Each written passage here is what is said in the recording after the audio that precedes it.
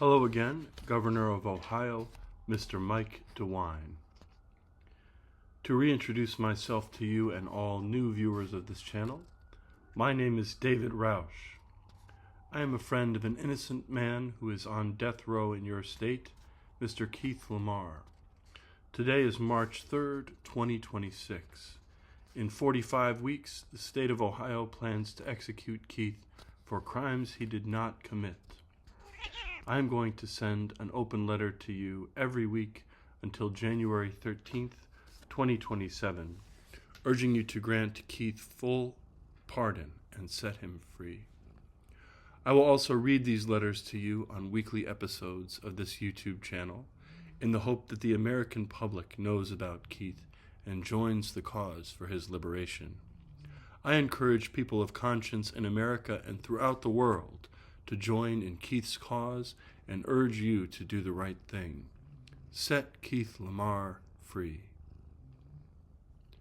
For all new viewers of this channel who are unfamiliar with Keith's cause, please listen to or watch my 2nd through 4th letters. In these letters, I provide an overview of Keith's autobiography, Condemned, which was self-published in 2014. This book is an extraordinarily moving account of his courageous survival and an extremely compelling testament to Keith's innocence. You will learn about a critical moment in Keith's story, the Lucasville prison uprising of 1993, as well as its aftermath and the overwhelming evidence that supports Keith's innocence. You can also watch the beautiful short film that tells the basics of his story, The Injustice of Justice, on YouTube. It is illustrated by Molly Crabapple, narrated by Keith himself, and scored by the jazz ensemble for which Keith is the vocalist, the Freedom First Ensemble. Finally, you can also go to keithlamar.org/the-case to get caught up on the basics of Keith's story and the clear evidence for his innocence. In my last letter to you, Governor Dewine, I told you about my in-person meetings with Keith that week. I showed you the absolutely beautiful self-portrait that he painted and gifted to me. I want to show it to you again now as a reminder.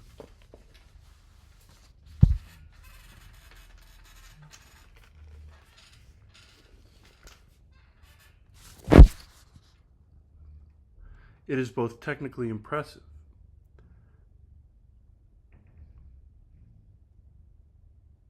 and shows several important aspects of his personality: his self-respect, his self-love and love for others, and his courage.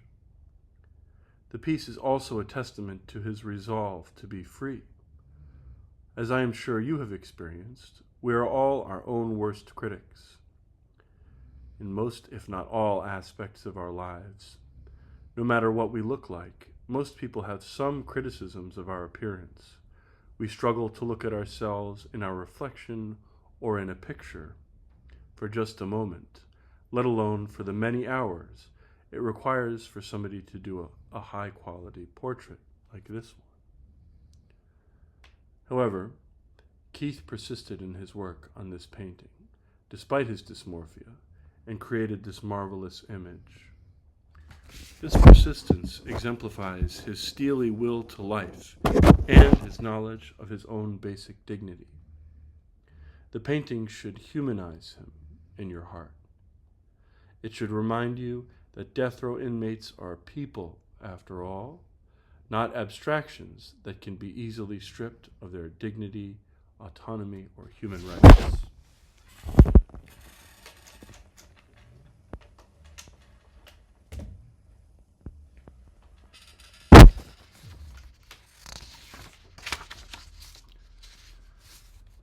If you are ever lucky enough to speak with Keith, you will experience firsthand his rich humanity. 2 Saturdays ago, I was lucky to have a third conversation with Keith that week, in person, at the Ohio State Penitentiary, where he has been incarcerated for almost 4 decades. However, there was something special about this conversation. My father was there too. As I told you about in my last letter, my father is another of the many people in the unimprisoned world who supports Keith's cause. My father and I read Keith's book Condemned in our reading group.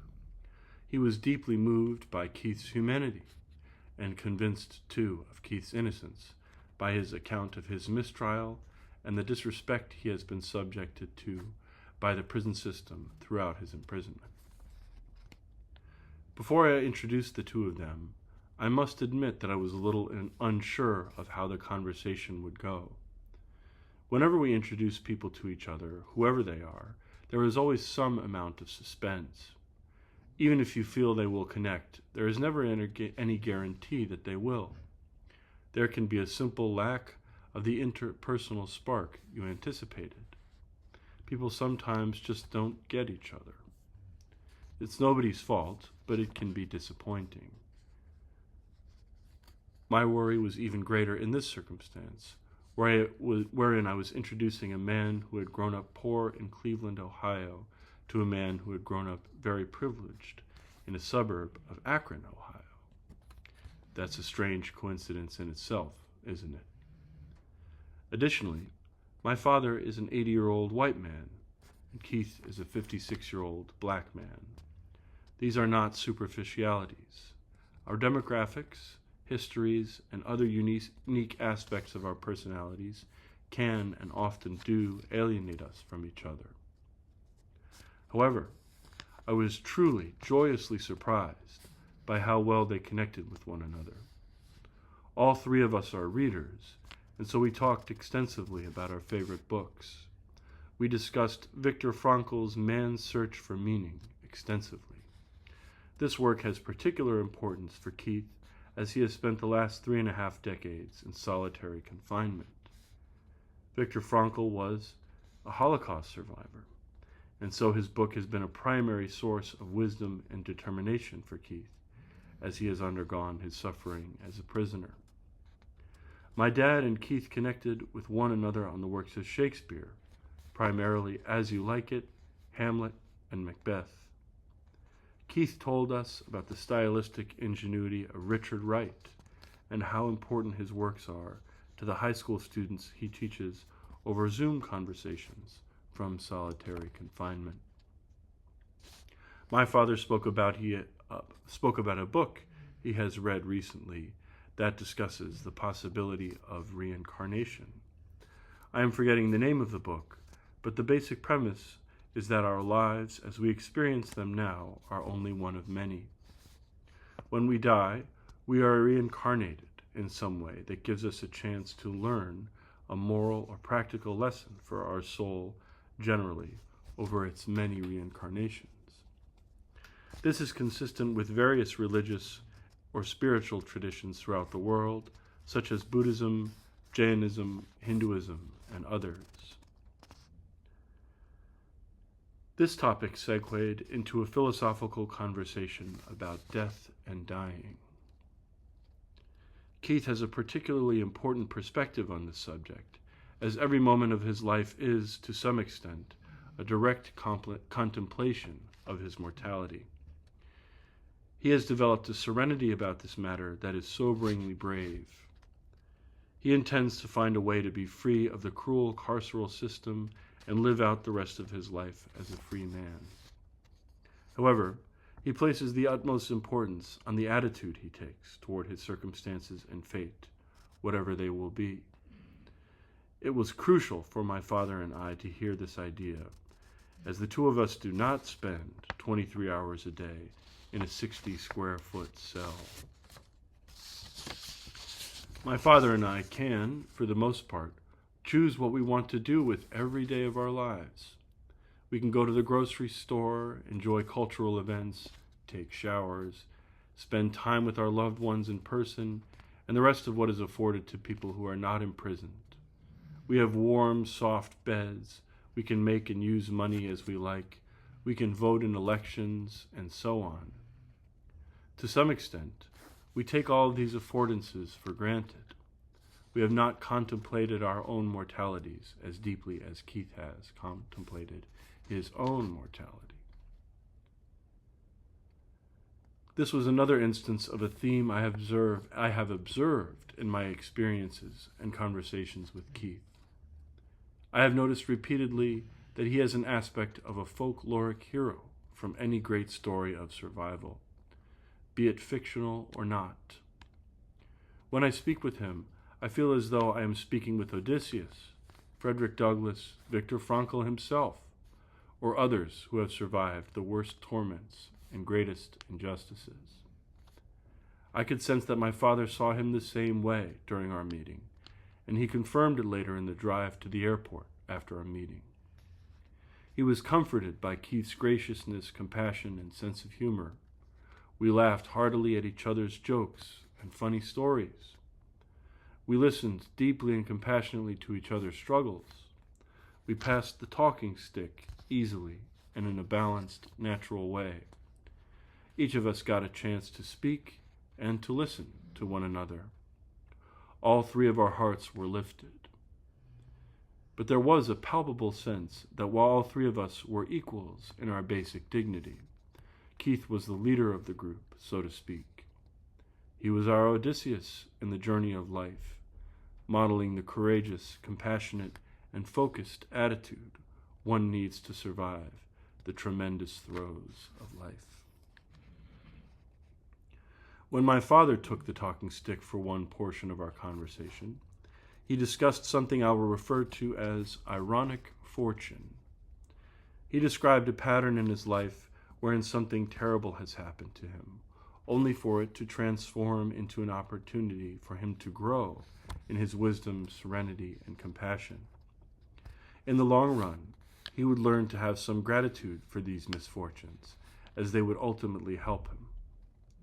My father asked Keith if his imprisonment had been an instance of this ironic fortune.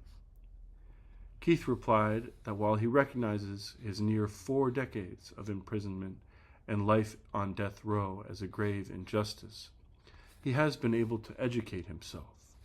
With the books he has access to, he has been able to develop disciplined meditation practice. He has been able to make art and meaning out of his sufferings, and he has been able to uplift and be uplifted by others, both his fellow inmates and his loved ones outside of the prison. He said that this work kept him from becoming another version of himself that he would have regretted becoming. Now I want to discourage you, Governor Dewine, from concluding that the carceral system itself has helped Keith. If you read Condemned, watch or listen to my 2nd through 4th letters to you, watch his documentary, or familiarize yourself with his story as it is presented on the website keithlamar.org, you will recognize that the carceral system has harmed him profoundly and indescribably. However, again, it is Keith's attitude in relation to his sufferings and his willful response to the challenges of his life that have been the source of this salvation of himself. When the three of us recognized this crucial fact in our conversation of this topic, I was reminded of a curious sighting I had while driving to my hotel 2 days before, after my 2nd visit with Keith. Keith passed the talking stick to me to relate this story to him and to my father. For the 1st and 2nd visits with Keith earlier that week, I was accompanied by my friend and professional collaborator, Beth Narducci. As I told you in my last letter, Beth is a dear friend of mine, the manager of my rock band, and a fellow supporter of Keith's cause for his freedom. She had accompanied me on all of my visits to the prison until that meeting, as the two of us have used my record label to produce the 2nd of Keith's music recordings with the Brooklyn-based jazz ensemble Freedom First. As a reminder, Keith is the vocalist in this ensemble. He reads his moving narrative prose about his life and his philosophy into his phone from his cell, while the band plays quiet instrumental textures on the other end. When there are natural pauses in his writing, The band plays in a much more animated way, taking solos, playing choruses, and following the emotional arc of Keith's writings. While Beth and I were on our drive back to our hotel after our second visit 2 days earlier, we spotted an albino deer. Though we only saw it briefly, it was a striking sight for both of us. Beth and I interpreted the scene a little differently. She noted that sightings of the albino deer had been interpreted by cultures all around the world as a sign of good fortune. She interpreted our sighting as a sign from the heavens that we would ultimately be able to help Keith achieve his pardon and live the rest of his life as a free man. I loved this interpretation, but I also have a more naturalistic understanding of these events. I interpret them more as beautiful coincidences, and I think that all living beings are miraculous. The fact that complex life exists at all is a staggering unlikelihood. That said, I appreciated the emotional power of our coming upon this unique being in that particular moment, and so I didn't argue with her pedantically about her interpretation. I want her to be right, after all. And so I said something like, "I hear you, Beth. What a beautiful marvel the deer is." Keith, my father, and I agreed that the deer might have meant what Beth interpreted to mean, but again, it depends on what we do with this opportunity. It depends on how we respond to it with our actions and attitudes. The deer will likely happen upon the prison guards who work at Ohio State Penitentiary as they drive home from work that day, the local politicians, the police, and everybody else in Youngstown and the surrounding area who is lucky enough to see it.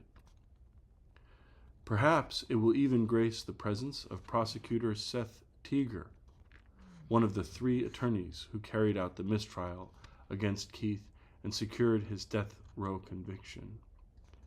Mr. Teager would be lucky to see the deer, as he has recently fallen into infamy after it has been made known to Ohioans that his tenure has been marred by a pattern of prosecutorial misconduct that he has used to achieve many of his convictions. How would Mr. Teager interpret the sighting of the albino deer? If he has any sense left in his mind, and any compassion left in his heart, he would reflect on the grievous harms he has caused so many, and commit himself to restorative work throughout the rest of his life. The deer would be an image of mercy he had not shown the world, and an image of mercy he might still enact by trying to redress his wrongs. For you, Governor Dewine, Keith is himself an image of a chance for justice that you might still enact.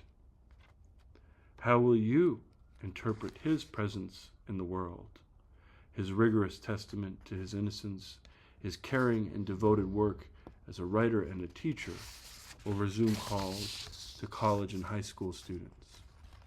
What attitude will you take toward this man? You can adopt the bigoted mindset of so many confused American people that poor black men are a dangerous threat to their safety, their property, or their culture.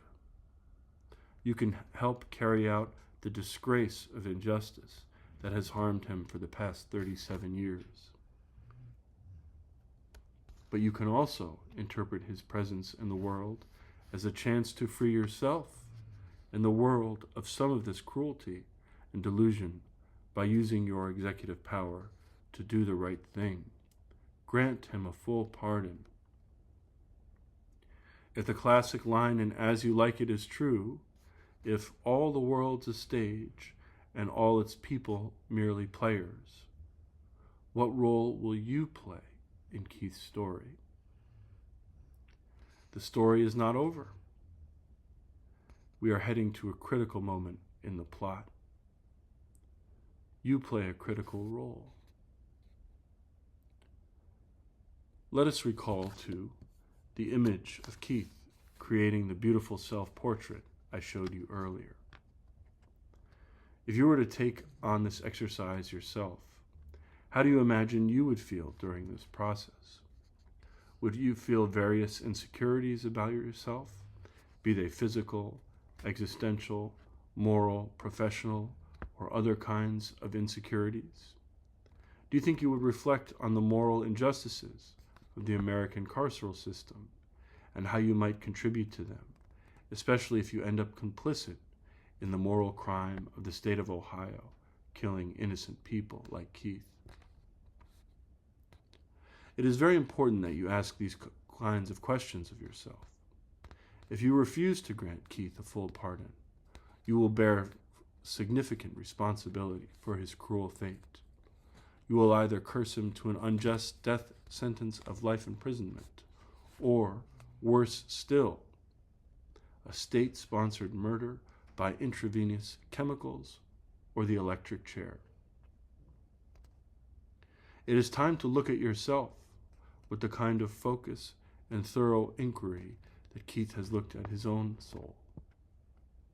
You owe it to yourself, Governor Dewine. You owe it to Keith, and you owe it to the decent people of Ohio that you represent. You have a little more than 10 months before the end of your term. While I hope she is proved to be prescient, my friend Beth's interpretation of the deer is not a foregone conclusion. Keith's fate depends on his work, on the work of his attorneys, on the work of the activists that support him, on a change in the patterns of injustice carried out by the Ohio judicial system, and ultimately on the power of your office. You, unlike any other individual in the world, can offer him a full pardon.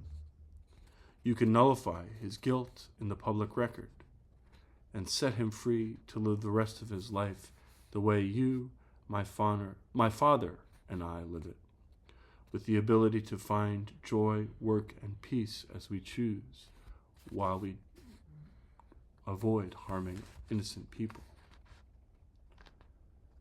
Please be on the right side of history. Paint a beautiful self-portrait, Governor Dewine. Show Ohio and the world your capacity for the justice that we all hope for and for which we elected you. Do the right thing, Governor Dewine. Set Keith LaMar free. Sincerely, David Roush.